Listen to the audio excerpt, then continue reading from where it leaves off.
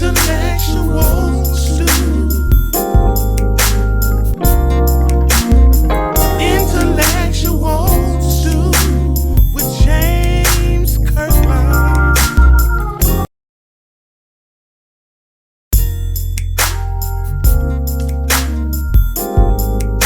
It has been a long time coming. Welcome to the Intellectual Stew with yours truly. My name is James Kirklin, and I am super excited to be with you tonight. This has been a long time coming. We've talked about starting this podcast at least since the beginning of the year, and for whatever reason, we have procrastinated. But nevertheless, tonight, May the 10th, 9:30 p.m., we are here and we are excited about starting the Intellectual Stew. I'm not by myself tonight. I have our trusty engineer, Mr. Disco. Say what's up, Disco.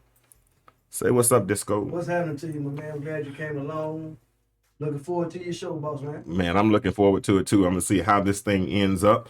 And I needed a comfort zone tonight, so I brought my baby with me. I brought my daughter with me. Y'all say hi to my baby. Hey, Kennedy. Hi. Get her closer. Can you hear her? Yeah, okay, y'all can hear her. Okay, good. Kennedy is here with us tonight. It's amazing. A lot of the stuff that you need, you would sit around and you put pressure on yourself trying to find professional people to do this and that. And then you look up and then your child is able to do a lot of the same stuff that you're paying other people to do. And I could have had this stuff done a long time ago. So I'm going to tell you something. This has been a long process, but nevertheless, it has been a learning experience. Listen, those of you all that are tuning in to my Facebook Live page, if you would leave my page and go to Disco 100 Radio on YouTube. Go there and subscribe. And when you subscribe there, you can participate in the chat. Kennedy will be we're talking to you all in the chat. If you want to call in and congratulate me on starting the show, you can call 678-638-6626. Call in, let me know your name, and congratulate us on getting the show started. My name, like I told you, we have Disco. You have Disco. We have Kennedy, and you have yours truly. Well, who is James Kirklin? Well, first of all, I'm a father, definitely a father. I was a husband for 20 years, and I'm in the process now of learning how to be single.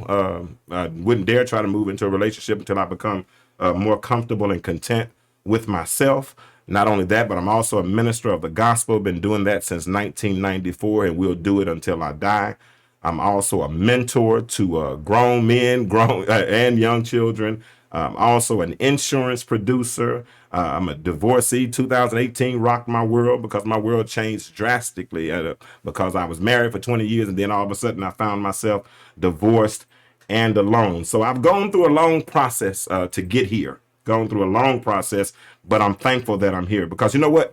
While I was alone, after having been married all those years, I was sitting at home, stuck on the couch, and I started this process, Disco, of really looking in the mirror at myself. And looking at the mirror at myself, I got to be honest with you all, it was a lot of things that I saw that I really didn't like. And it was some areas that I felt like I needed to improve in. And you know, how many of you all know that the biggest room in any house is the room for improvement?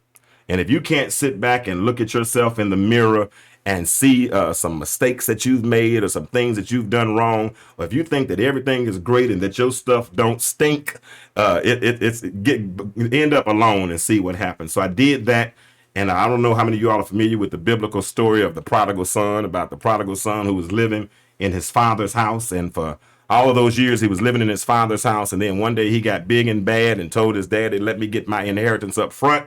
I don't want to live in your house. I don't want to abide by your rules. He went to a far country, and in that far country, the Bible says that he wasted his substance with riotous living. I don't know if he was drinking. I don't know if he was smoking. I don't know if he was going to Magic City. I don't know what he was doing, but whatever he did, all the money that he had, he wasted it. And when he wasted it, he was at a point where he was literally considering eating what the hogs were eating. He was sitting down about to eat slop. And understand, of their culture, they didn't even eat anything that was associated with swine, but he was about to do something. And some of us have been in the same position. Life beat us up so bad when we had found ourselves at a point where we had lost everything, and life beat us up so bad that we considered doing something that was diametrically opposed to what we had been taught growing up. So, but it's something happened in that text. The Bible says that man came to himself. In other words, he had a come to Jesus moment, or he had a reality check, and he said, "Why in the world would I sit here and eat what the hogs are eating, when I have a Father that I can go to his house and and the servants eat better than I'm eating right now?" And that's where I was. I had wasted my substance. I think I was dealing with a form of depression. I was alone, and then all of a sudden I came to myself. And when I came to myself, I can't tell you exactly when. I can't tell you the exact day. But it was sometime in 2020, after about a year and a half of being stuck on that couch. And it was interesting because that whole time being stuck on that couch didn't really work, because the day I moved in, I'm disco. You talking about pouring water on a Kennedy, pouring water on a drowning man. It was so interesting because when we separated and I moved into my new house, I got fired immediately. I mean, the day I moved in on Sunday, got fired on Monday. But it was a good time. It was a good time, and I never lacked. Never missed a meal. Never got evicted. None of those things. But I did have a come to Jesus type moment, and I did become stronger through this process. And one thing I could tell you that I did learn, and I think that's what helped me more than anything, is that I was not comfortable. For a long, even through my depression, whatever I was going through, I wasn't comfortable being in that position. I didn't like, number one, I didn't like being alone. Number two, I didn't like being stuck on that couch every day. I didn't like some of those things. So when you're comfortable, if you become comfortable, especially if you're comfortable on Barely Get Along Boulevard, that's a bad place to be. And that's where I was. I was so comfortable on Barely Get Along Boulevard. And the sad part about it was that I had experienced better in my life. And because I had experienced better in my life, I wasn't comfortable at Barely Get Along Boulevard. So the challenge for me was, how can I get back on the path to better? And that's where I am now. So for me, having experienced better, at least I had a model to shoot for. Unfortunately, the sad reality is that so many people in life, they've never experienced better. And because they've never experienced better, they don't know what better looks like. So if you don't know what better looks like, how do you do better? And there are so many people that live in communities or are in bad relationships, and all they've seen were bad relationships. Mama was in a dysfunctional relationship. Daddy wasn't nowhere around. None of those types of things. So if all you've seen is dysfunction, it's interesting that when you've only seen dysfunction, you're able to function within your dysfunction.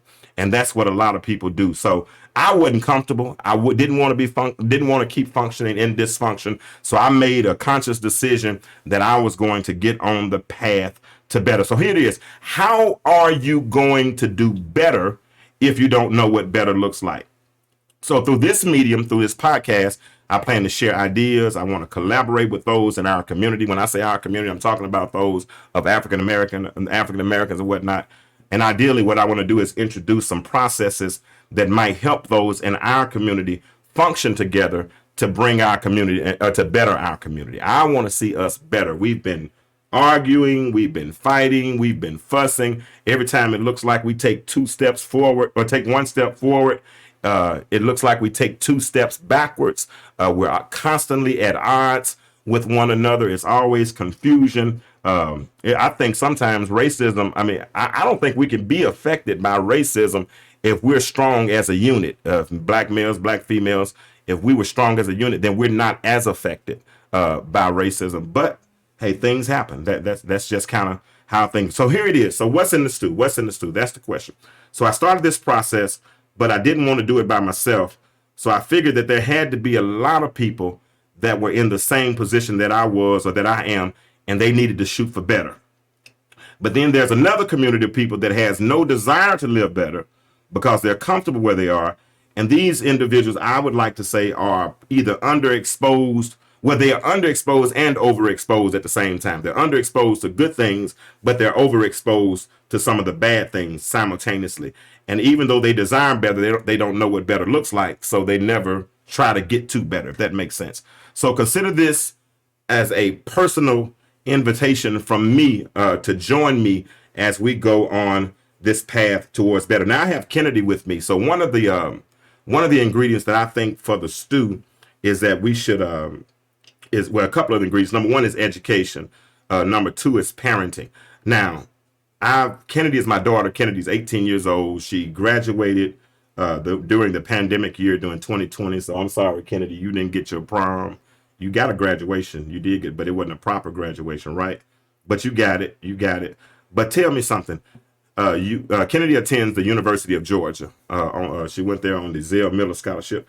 Kennedy, tell me how was your first year of college? I enjoyed the first year of college. It was obviously different than we all hoped or thought it would be. We didn't have many classes going in, especially the first semester. But second semester, it came around and I started going in person more. So Okay. So let me ask you this. So going to college, what do you think prepared, growing up in our household, prepared you to be successful in college? I think you and mom had very high expectations for us, and that definitely rubbed off on us, even if it was like innately. I think I had high expectations for myself, so I was going there to pretty much do a job. Having fun is great, but I know what the end result should be. Okay. So when you said you had we set high expectations for you. What were some of those expectations? Well, as far as grades, you can go, you expected us to get A's. B's weren't great, but I guess for us to just put our all into everything, don't do anything half, whatever. You Also, better not cuss on this shit. Well, go ahead.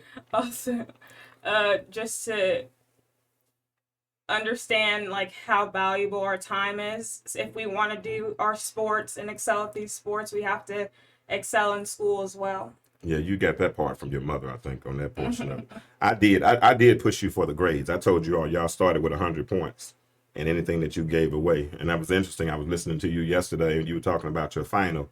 You was like, I only need 70 points to get an A because you had worked it out. What did you end up getting on that grade? I got a 100. A 100. So you didn't miss anything.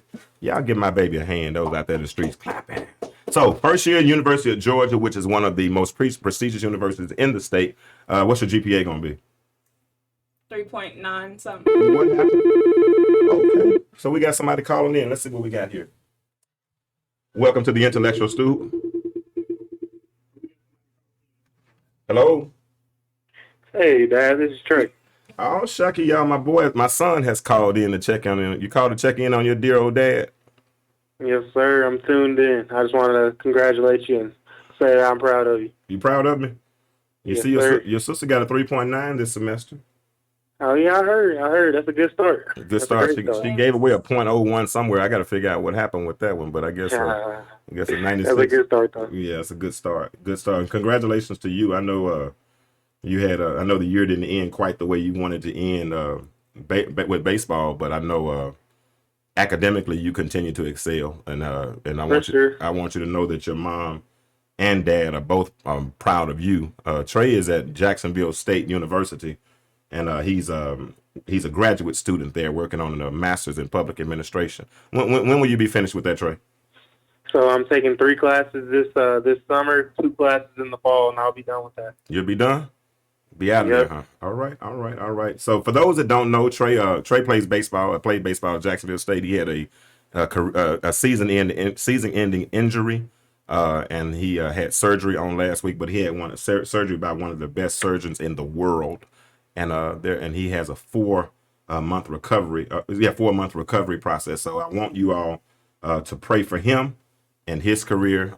He'll be able to continue, hopefully, in the future, because he has tools and he has skills and he has determination. And to be honest with you, that child, I've seen that boy overcome so much adversity over the years. Let me ask you something, Trey. Looking at your life, because I've been knowing you for a while, all your life, 22 years. What do you think has prepared you to deal with the adversity that you've dealt with in life? I don't know. I guess we just face a lot of adversity. I can't really highlight one specific thing, but I guess over the years, I've just sort of become numb to it. You know what I'm saying? It's kind of like I look at it as, oh, this happened. Oh well, on to the next. Oh, this happened. Oh well, on to the next. You know, it's just all about bouncing back. Bouncing back. That's a good point. That's a good point because life's gonna throw you curveballs, right? Mm-hmm. And I mean, you speaking metaphorically, life's gonna throw you curveballs. But what are we taught? Let it bend, then what? Extend. Because once it breaks, once that curveball breaks, and ain't nothing left, now it's like being on a tee, and all you gotta do is swing. And that's what we've tried to always instill within you all. And y'all see, I have my children on here because this is a family affair, and I want them to help me kind of explain to you sometimes how we parented them and how we were successful. Because in all of us, you know, there is no template to being a parent. There's no template whatsoever at that. It's all on the job training. But thankfully, to some degree, we've been successful with these two, and we're super, super, super proud of them. So Trey, I'm not gonna hold you up, man. Like I said, thank you for calling in. Thank you for congratulating us. Continue to get well. How did therapy go today? It was tough. First day out, and they got my arm bending how I didn't think it should bend. It's all good. I trust the next. So. Are you in a sling? Yeah, I'm in a sling for 6 weeks. Okay, but you can drive. Yeah. Can you drive? Yeah, I'm making it work. Okay, work. Ingenuity. Gotcha. Well, like I said, thank you for calling in. I'm not gonna belabor your time. I know you got things to do. You're a grad student, huh? Yeah, I'm gonna keep watching. Yeah, keep on watching, and we'll make this happen. All right.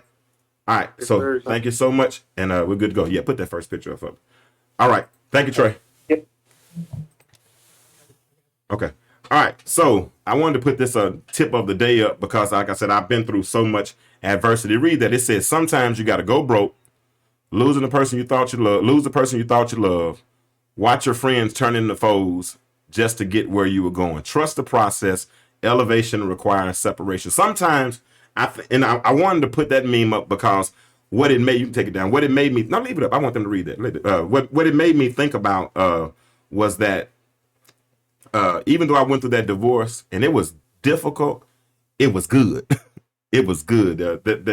Sometimes difficulties are designed to develop you, you know, because you need to almost go through a season of being alone because, you know, you become comfortable. It's so easy to get to a place or a level of comfortability.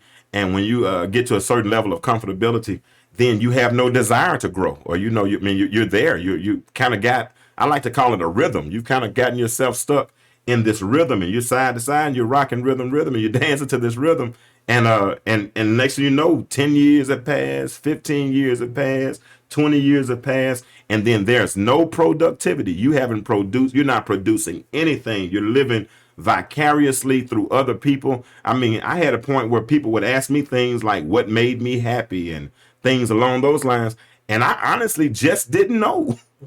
They asked me what made me happy, and I said, well, when my children do good, or when no, what makes you happy? Well, when my daughter does this, or when my daughter does, no, what makes you happy?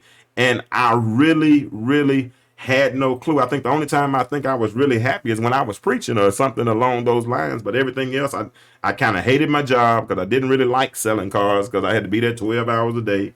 I didn't really, I hated that it required so much of my time. I had to miss baseball tournaments and softball tournaments, and and it kind of started to deal with my self-worth. But it's all good. I'm better now. So here it is. So the question tonight is, what's in the stew? Now I looked up a recipe of vegetable stew, and in order to put all of these, make a good vegetable stew, all of these ingredients are necessary. You need vegetable oil, you need sliced onions, you need minced garlic cloves, you need carrots, celery, potatoes, tomatoes, kidney beans, water, tomato sauce. Then you need certain seasonings. You need thyme, bay leaf, salt and pepper, flour, and red wine. And you take all of these ingredients, you put all of those ingredients in one pot. When you put them all in one pot, you put some heat on that situation. And when you put some heat on it, then eventually after so long, then the stew becomes a dish, which is a vegetable stew. Likewise, when I wanted to come up with options for ingredients for the intellectual stew, I didn't just really want to come up with my own ingredients on my own. So what I did was I asked several people who I talk to on a regular basis or whom I communicate with. I started asking them the same question that Jesus asked the disciples when he said, "Who do men say that I am?" I wanted to know what they thought about me. I wanted to know. What they thought, what areas they thought I was knowledgeable in. A lot of these were Facebook friends, so they had kind of followed me throughout the years on Facebook, and so I asked them what did they think I was and I probably sent this text out or email out to probably about 10 people, and then they came back with several responses. Some of the one things that people thought I was passionate about. Now, some of them, I ain't gonna lie, I had no clue that I was passionate about those things, so I don't think I really qualified for those. But one person sent in, they said that they thought I was education was important to me. They thought that the importance of grammar. Oh, somebody else is calling in. Somebody else calling Disco 100. The intellectual stew, James Kirklin. How can I help you? Hey, James, this is Nicole. Nicole. Yeah. Hey, Nicole. Nicole Jones. Hey, Nicole. How you doing?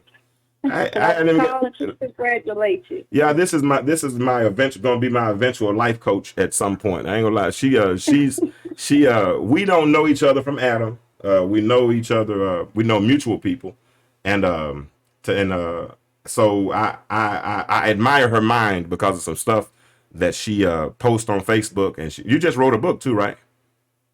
I did. Wrote 2 books. What's the names of those books? One is Embracing the Battle, Tried by Fire, and the other one is The Beauty of the Battle, Stormproof. Okay. And tell us about it a little bit. They are both anthologies, so they're a collection of different stories by women who have gone through just about everything anybody could go through. Okay. And just how they have come out on the other side of whatever battle life presented them, whether it be miscarriage, divorce, child loss, death of a parent, death of a job, just all kind of things that we go through in life and how they navigated through those. Okay. And came out victorious. And that's the key. And that's the key word, that they navigated through it and they came out victorious on the other side. And you know what, Nicole, that's one thing I like about what you did with your book is that life. I think so many people that get so comfortable with templates in life, and they think that everything is supposed to abide or go by a template. But each and every, isn't it funny how God, when he made us, he uniquely gave us all our own fingerprints. And so it's our own fingerprint. I mean, isn't that crazy? You have your own fingerprint, man. Yeah, you have your own blueprint to life as well. And so what people don't understand is one of the things that God says is that he created the destroyer to wreak havoc. Okay. Right? He says that.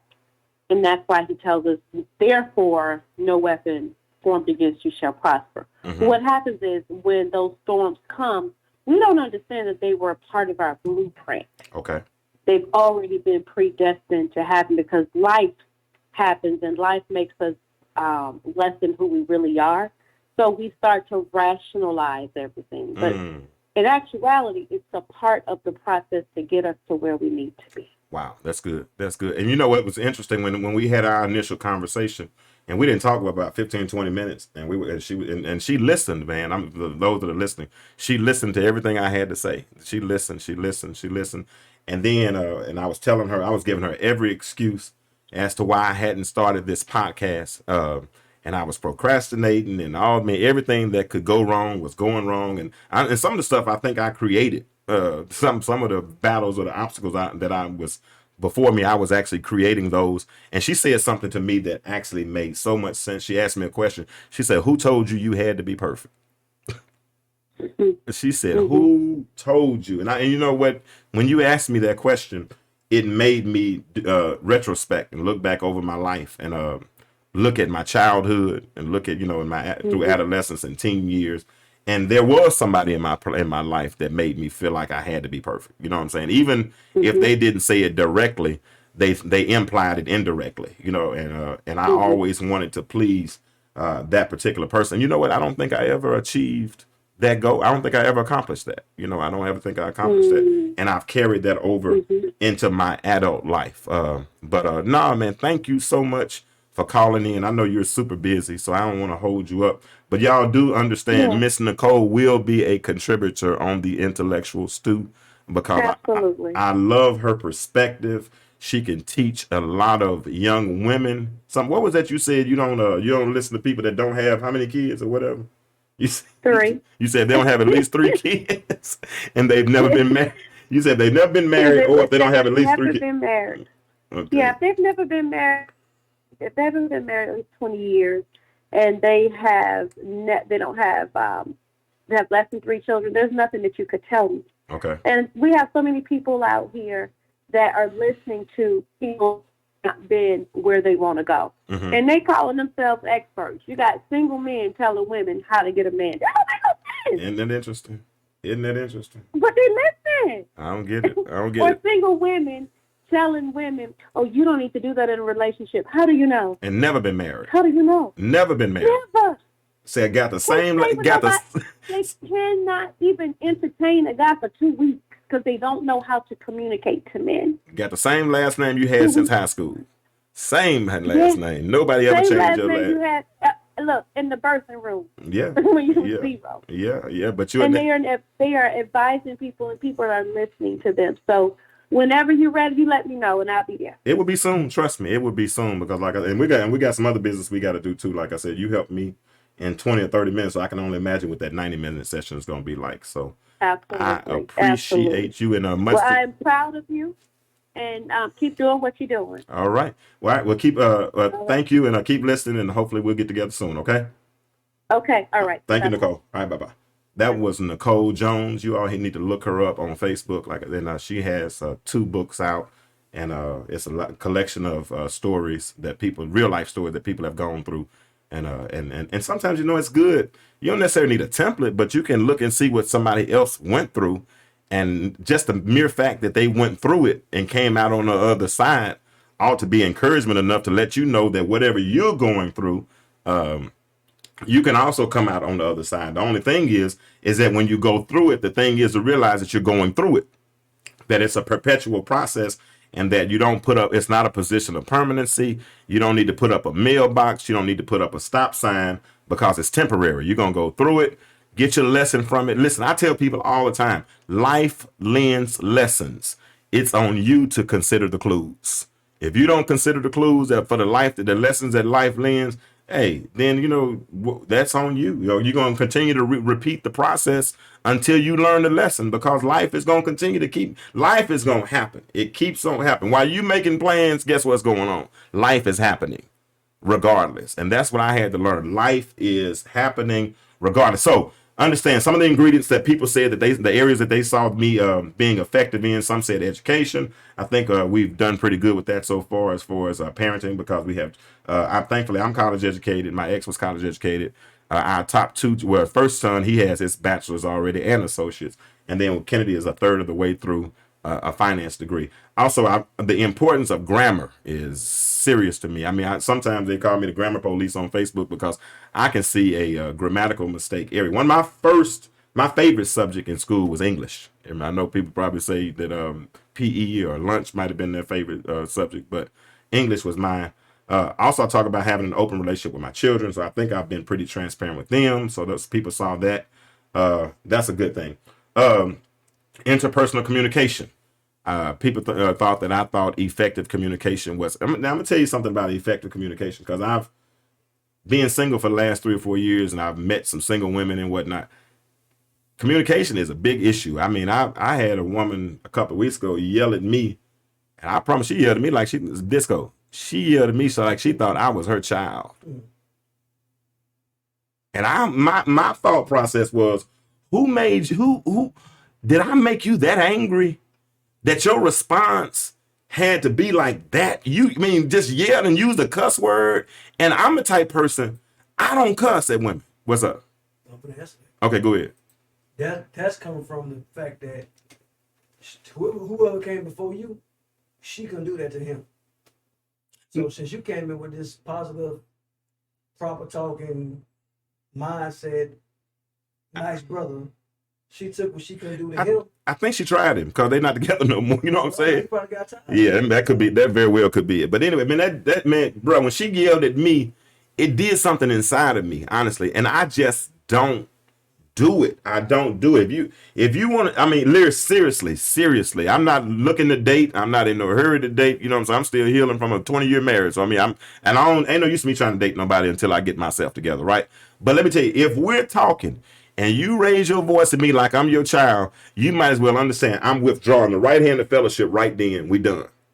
I was married 20 years, and did you ever hear me and mom yell at each other like that? Was she No. doing the voice of her opinion, or y'all had an argument?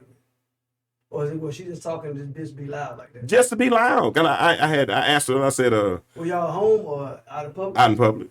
But it was like at a gas station, yeah. And It was, I mean, they were preoccupied doing something else. I asked them for, I said, what do you want? They said, get it. And just like, because they just asked me for it a moment ago.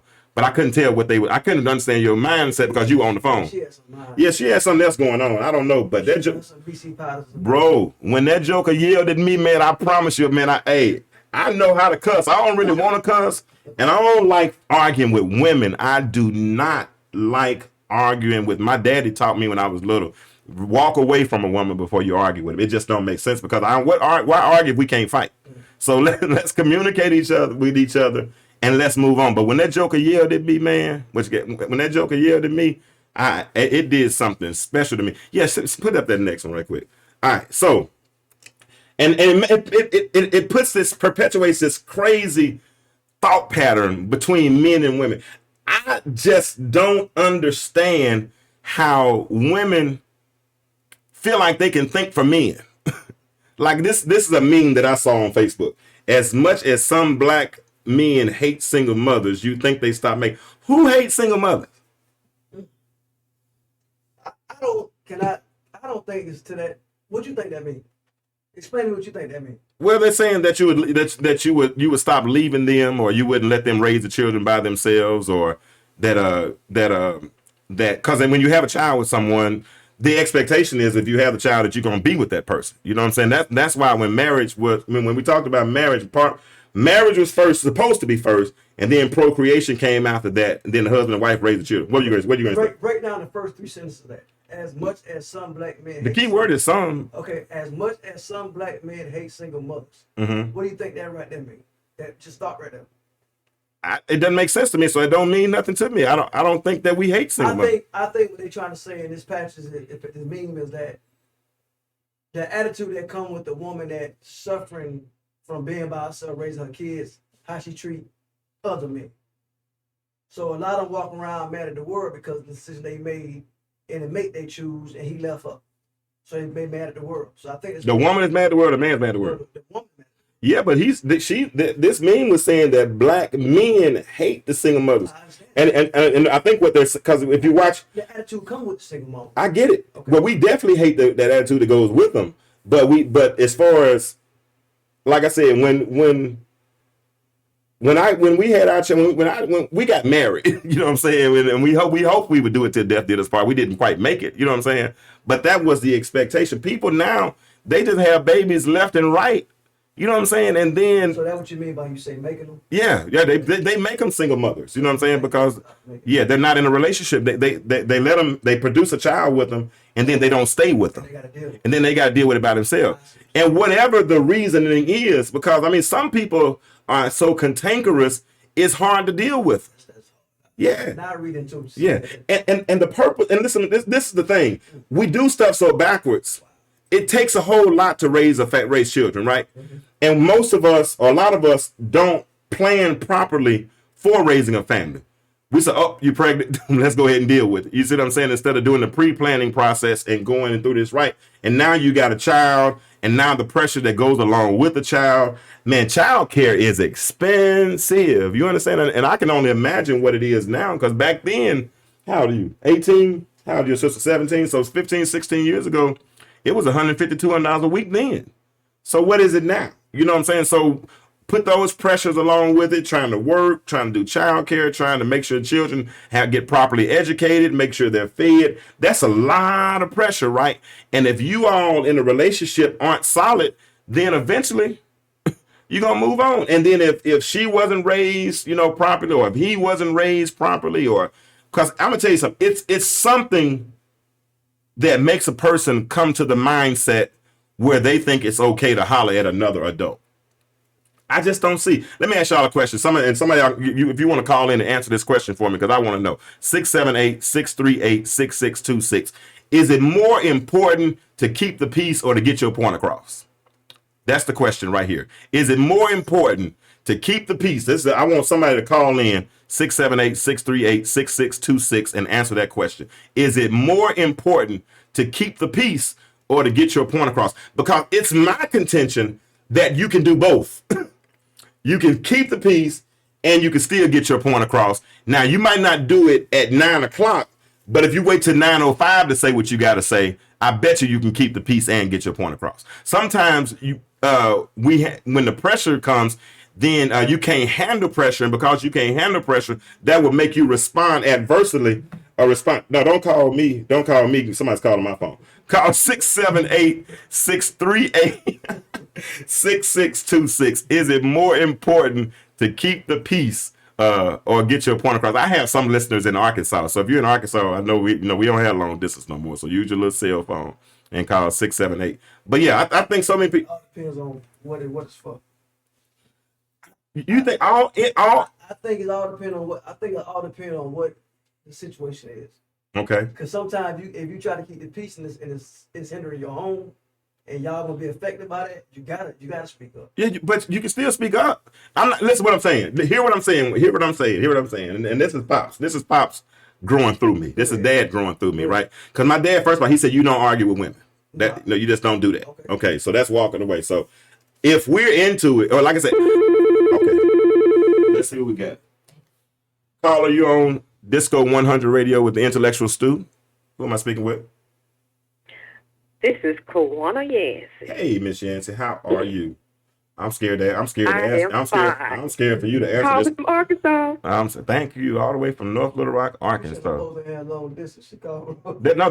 You remember, you don't have to die. They don't need charge for long distance no more. Everybody it's free. Man, now. I got math dyslexia. I got the numbers confused. Is that what it was? Anyway, is it more important to keep the peace or to get your point across?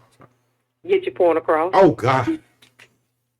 Yes, get my point across, because see, that's the problem. When you start trying to keep the peace with men, see, some of you don't know how to handle that. Go. You like, don't start. You be like, oh, well, she ain't gonna say nothing. She just don't want to argue. But you have to set some order and set the tone. I can't let you get away with stuff all the time. Let us get away. But that's some of that language you just gave me is some power. Let us get away. Some of y'all, some men. Okay, so let me ask this right here. And thinking about this, that post that was just up, when the woman was saying, much as some men hate single mom, you could make them. I think what she meant, because what I took from it, won't you wrap that thing up? Won't you make him wrap it up? You meet, won't you make him wrap it up? That's true too. Yeah. Now that's true too. There's responsibility. We have to take responsibility for that too. And let's just say a woman says, "Oh, I'm on birth control," and you're like, "Oh, okay, but I don't have to wrap it up."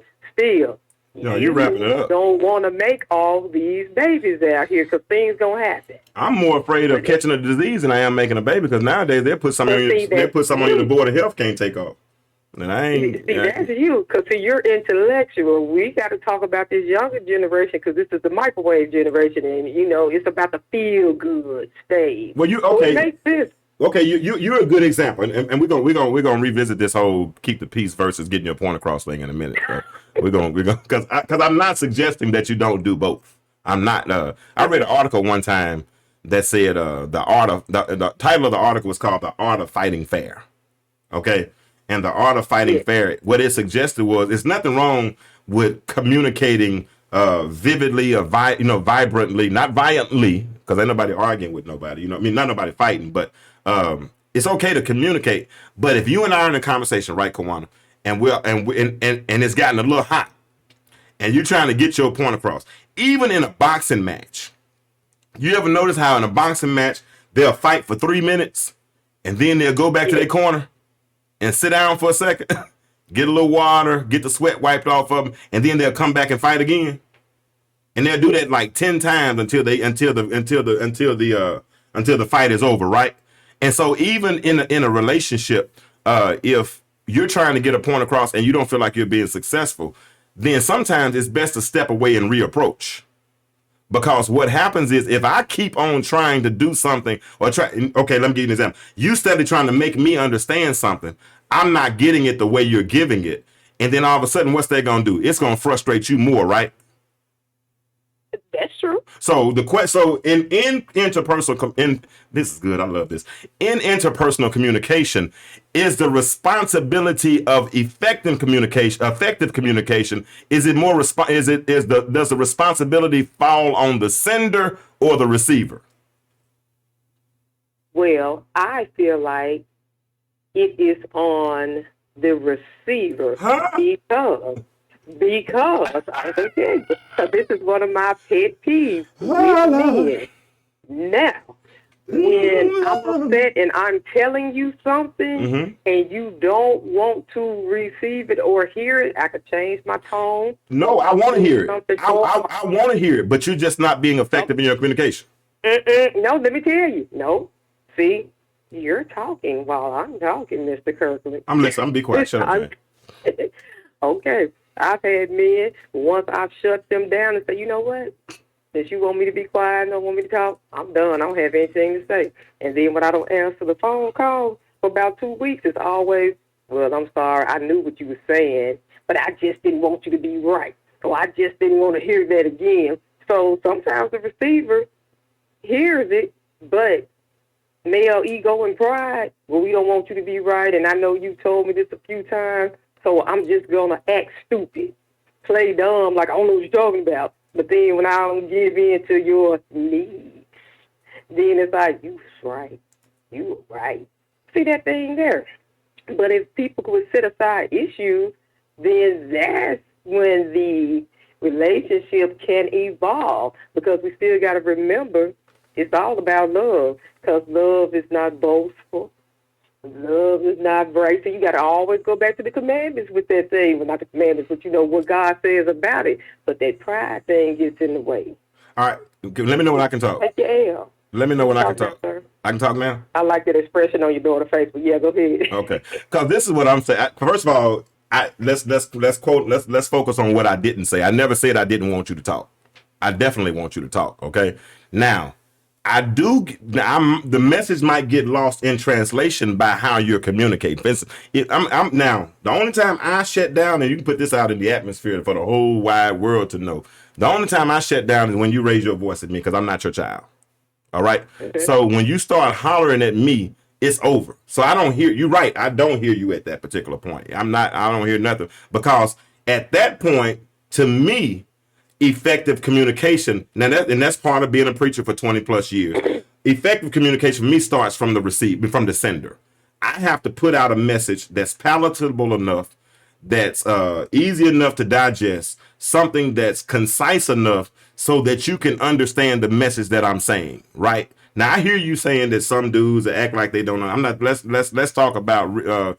Let's say in a perfect scenario, you're the sender. He's a receiver. You send out a message, baby. Well, let me tell you this, right? Because sometimes it ain't just what you say; it's how you say it, right? I get that too, but like I said, when you're conscious enough to know how this person is gonna try to throw you off, you can talk to them calm. But then that's condescending. Oh, I know what you're trying to do. I'm like, hey, you don't want me to yell, so I'm talking to you like this.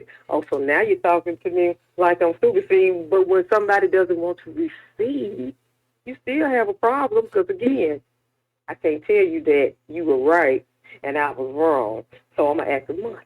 Do you go into some of those situations with preconceived notions?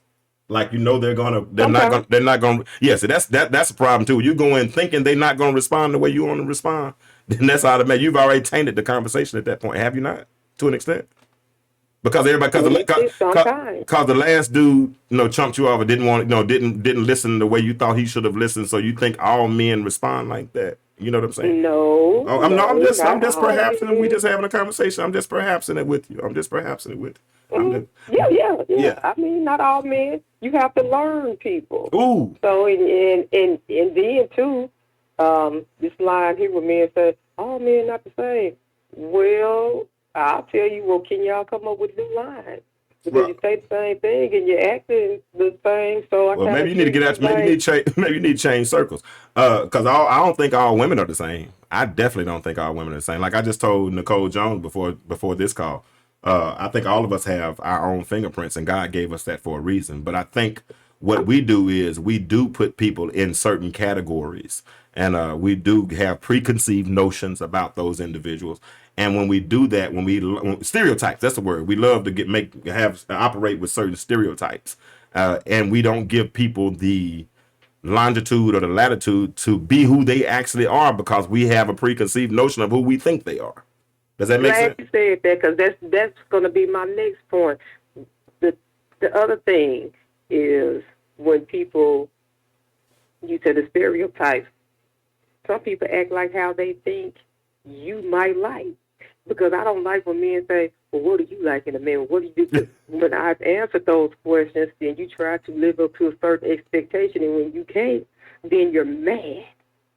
And then when I was like, hey, I like this person, so who is this guy that showed up? Because you crazy. This one was straight. And that's why I don't answer those questions, because you will get a preconceived notion that I'm supposed to act like this or you're supposed to act like that. Just be you.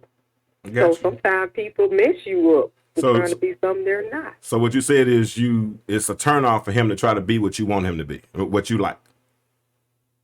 That's what I just heard. Well, that's not a turnoff, but if you're trying to live up to something that you think I like and you're not that person, it's going to mess you up. Because I'm not going to like you. Because then in 2 weeks, I'm like, hey, you got to go because I thought let's just say, if they thought I liked a James Kirklin, they tried to be a James Kirklin. I'm like, well, you're not him. And you said you was like him, so you can't be mad if I left you and go to him.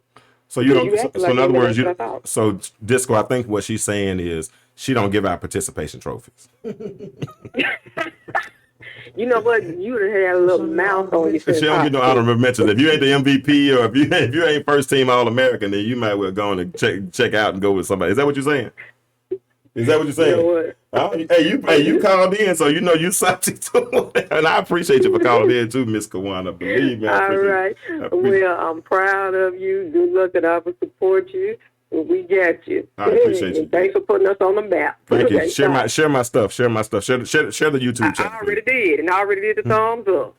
You know I got you. Let me see it. Okay, appreciate you. Good night. All right, good night. All right, so here's another meme. Thank you, Kawana. That was Kawana, y'all, from Kawana Yance from North Little Rock, Arkansas. All right, this is another meme that I see women do. I've jumped all over my notes, and I will get back to this in a little while later. But we're talking about, let me tell you something. I believe if our community is going to heal, I think black men and black women have to figure out how to tell each other that we're sorry. I think we gotta reconcile. I think once we reconcile, I think we can restore our communities. We can go back to the late 60s, 60s and 70s when we had real black pride and we were united as a community prior to the Fair Housing Act of 1967 when they told us we could, and we did. And when we did, we left our communities exposed because all the leadership in our communities went and lived on the other side of the track simply because they could, even though they weren't wanted. So I see stuff like this all the time. This is another meme I saw. Said people ask me, talking women, people ask me why are you single? You're attractive, intelligent, and creative. And my reply is I'm overqualified. Overqualified for who? Because I honestly believe that there's somebody for everybody. I really do believe that there's somebody for everybody. It's just a lot of us have not been properly aligned, or as I just accused Kawana of, and I'm going to do it because she's not here to defend herself right now. A lot of us have preconceived notions. I don't think anybody's happy being alone. I really don't. I think we settle for being alone. And people say, well, it's a choice for me to be single. Well, it is a choice for me to be single. It's a choice for me not to be in a relationship. Well, it's a choice for you to be single too. Because if you choose that I'm not going to be in a relationship, that's a choice, and you're comfortable with that choice, and I get it. But to say that you're overqualified or that people don't meet up to your standards, are you able? The question is, are you able to offer what you're asking for? And if you're not able to offer what you're asking for, then you might need to reevaluate some of your choices or whatnot, right? So, but let's get back to the ingredients. So people said that they thought I would be. They said that I'm super transparent. They think that I've accepted responsibility. They think that I have some good biblical knowledge. They like the social transitions that we like that we're in, that I talk about the social transitions that we're embarking upon. Entrepreneurship, man, I've been doing an entrepreneur forever. I'll try a job. If I don't like it, I'll go buy clothes. I'll get a contract with a suit company or something and buy suits and sell those, for cheap. I buy them cheap and sell them for more. I sold neckties. What else have I sold in my life? I sold custom block. I remember one time, this is back in 96, when the housing boom was big in 95, when housing was big in Atlanta. A guy at church turned me on to an idea. I want that other meme, the other one I gave, the one right before you. I think it's one more I sent you. That's the last one? Okay, cool. I'll just read it. But back then, I went and got a Better Homes and Gardens magazine, and I cut out some blinds, right? And I put the blinds on some construction paper, took pictures of it, made copies, took those flyers in the $250,000 subdivision or better, just put them on people's mailboxes and told them that I would give them estimates for 50 to 75% off of custom blinds. Man, I made $1,200, $1,500 a week doing that, just going picking up houses, man. I've always been an entrepreneur. My son is the same way right now. I remember Trey in high school selling his clothes out of his drawer, selling baseball equipment that he didn't use anymore. Middle school. Even in middle school, man, I used to have to go to Walmart and Sam's and Samson's and places like that to buy candy. Because he would go to school and sell candy. He's coming home every day with $20, $30. All right, I got somebody else calling in. Let's see who this is. Thank you for calling the Intellectual Stew on Disco 100. Who am I speaking with? This is Nash Adams. Nash Adams. Hey, what's going on, Miss Adams? I have a little comment on a statement you made a minute ago. Do you mind if we talk about it a little bit? I'm nervous now. What's the statement? What is it? You said we choose to be single. Mm-hmm. Okay, so I'm 22 years old. I play with your son Trey. I know. How you doing? You having a good season too, Mr. Adams. I'm keeping up with you. That. All right, go. Let's talk about this. What you got for me? So I'm wrapping up my 4th year of college. Okay. And I'm still looking for that right one. Mm-hmm. And I thought I had found it a little bit ago. Okay. And then some things came across, and I'm still looking for that right one. And I wouldn't say that I'm choosing to be single, mm-hmm. but I'm still looking. So what would you say about that? Well, if the fact that you're still looking means you're choosing to be single, think about that. Okay. The fact that you're still looking, the fact that you have not made a choice means that you're still choosing to be single. And that's okay. You're 22 years old. Like you just said, you're in your 4th year of college. So you don't have to make that choice now. You feel what I'm saying?